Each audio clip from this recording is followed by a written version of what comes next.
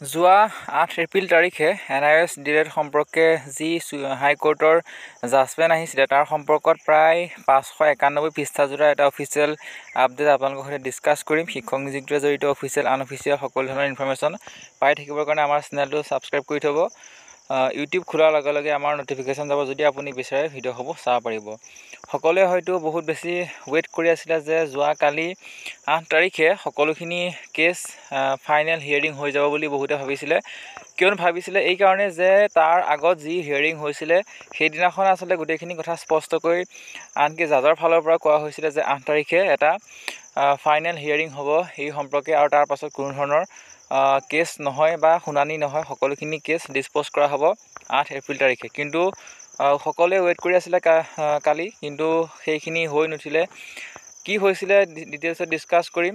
যদি আপোনালোকে আৰ্গুমেণ্টসমূহ চাইছে তেতিয়াহ'লে আপোনালোকে দেখিবলৈ পাব যে চৰকাৰৰ ফালৰ পৰা চৰকাৰী উকিলে এটা বিষয় মেনশ্যন কৰা দেখা গৈছে যে বিজ্ঞাপনত যি ৰুল দিয়া আছে সেই ৰুলৰ মতেই চৰকাৰে কাম কৰি আছে।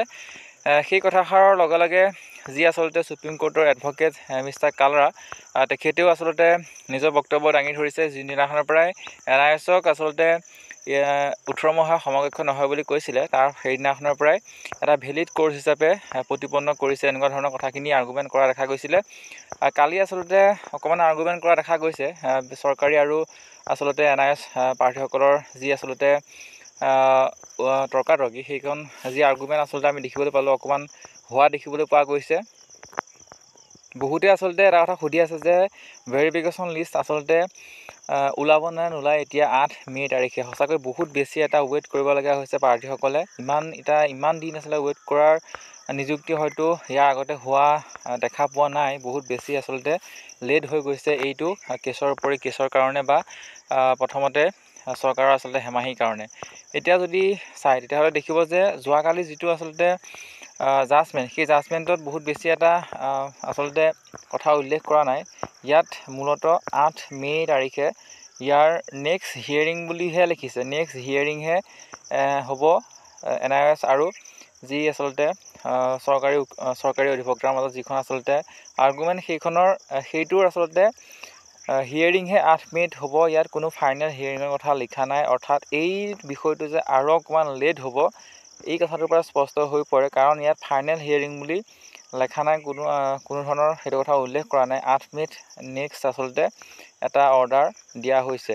গতিকে এতিয়া কি হৈছে যে ভেৰিফিকেশ্যন লিষ্টটো ওলাব নে নোলাব সেইটো আচলতে 50-50 হৈ থকা নিচিনা লাগিছে, যে ওলাবই বুলি আচলতে কৈ দিব নোৱাৰি, আৰু যদিহে ওলায় তেতিয়াহ'লে কিন্তু পিটিশ্যনাৰসকলৰ নাম কিন্তু অহাৰ সম্ভাৱনা আছে NIS ডিলেটৰ ভেৰিফিকেশ্যন লিষ্টত। কাৰণ সেইটো অৰ্ডাৰ ইতিমধ্যে আংশিকভাৱে 21 তাৰিখে দিয়া দেখা গৈছিলে গুৱাহাটী হাইকোৰ্টৰ ফালৰ পৰা। যদিহে নেক্সট ভেৰিফিকেশ্যন লিষ্ট ওলায় তেতিয়াহ'লে কিন্তু NIS প্ৰাৰ্থীসকলৰ নাম আহি যাব যেন এটা অনুমান হৈছে।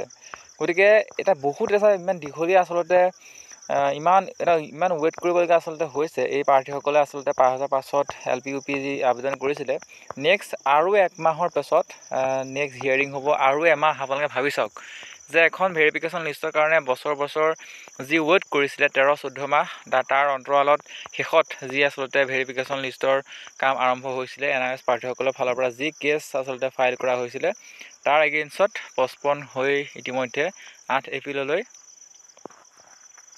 ইয়াৰ যিটো নেক্সট হিয়াৰিং, সেই হিয়াৰিং আচলতে গুচি গৈছে। আচলতে বিষয়টো সম্পূৰ্ণ এতিয়া সংশয়ৰ মাজত সোমাই পৰিছে। কালি NCT ফালৰ পৰাও আচলতে উকিল অধিবক্তা আছিলে। ইয়াত যদি আপোনালোকে চাই তেতিয়াহ'লে দেখিব যে ইয়াৰ NCTৰ কথাও উল্লেখ আছে, ডিপাৰ্টমেণ্ট অফ স্কুল এডুকেশ্যনৰ কথাও উল্লেখ আছে।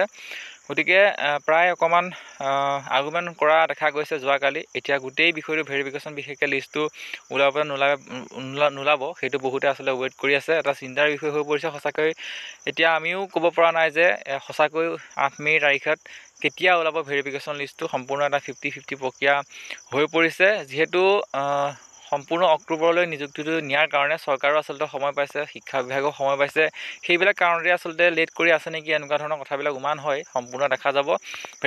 ভেৰিফিকেশ্যন লিষ্টৰ সম্পৰ্কে যদি কিবা আপডেট আহে আপোনালোকৰ সৈতে ডিছকাছ কৰিম, আমাৰ সৈতে কানেক্ট হৈ থাকিব। পৰৱৰ্তী সময়ত পুনৰ আহিম। ধন্যবাদ।